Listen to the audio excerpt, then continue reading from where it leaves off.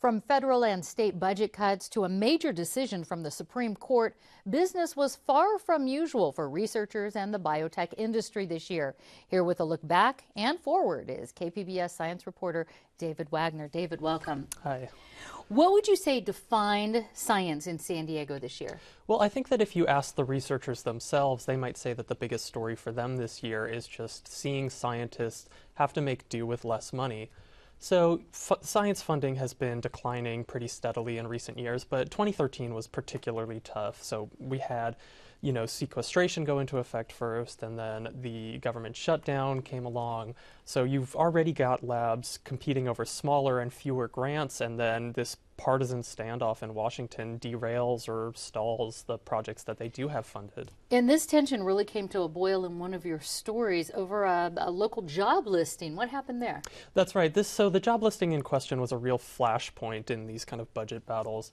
It called for someone with a PhD plus 2 to 3 years of additional experience to work at a San Diego lab, but the catch was it was unpaid. And so, this was pointed at online as a sort of, people were very up in arms, pointing at this as sort of an example of the dire situation facing young scientists. And so local postdocs that I talked to, like R.T. Ruparelia, said that, they know that lab heads have to cut from somewhere in this day and age, but this listing went too far.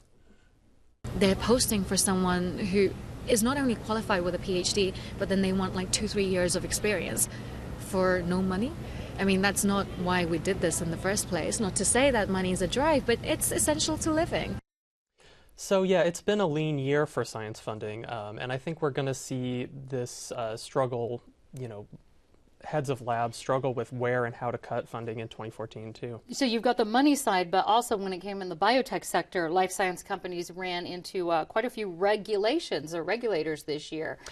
That's right. Yeah, a big story this year was we saw the FDA come down hard on 23andMe, the very successful personal gene testing company. They say that the company ignored repeated and, many inquiries into how their test worked, whether it was really relevant to consumers' health.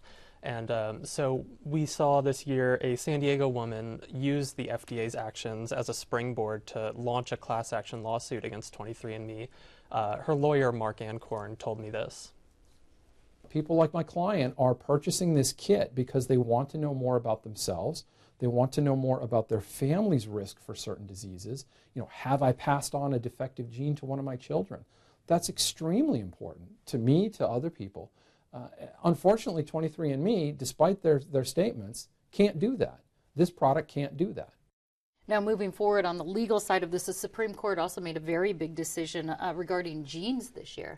That's right. They struck down a patent held by a Utah company on a gene that strongly predicts breast cancer. And, in that ruling, they basically said that genes aren't patentable because they're products of nature. And so we've already seen that decision have a big ripple effect in biotech-rich San Diego.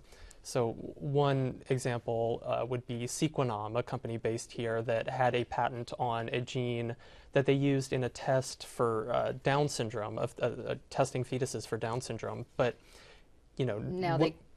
with this ruling coming through, those kind of patents are invalid and they don't have exclusive rights to that test. Okay, let's just end it here with looking ahead as far as what scientific discoveries do you think will be focused on in 2014? So I would keep on the lookout for brain research. There's going to be a lot of money flowing to local labs doing neuroscience.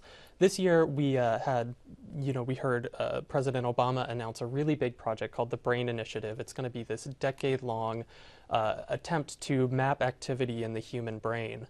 And so you've got local scientists at the Salk Institute and UC San Diego really at the top tier of this project.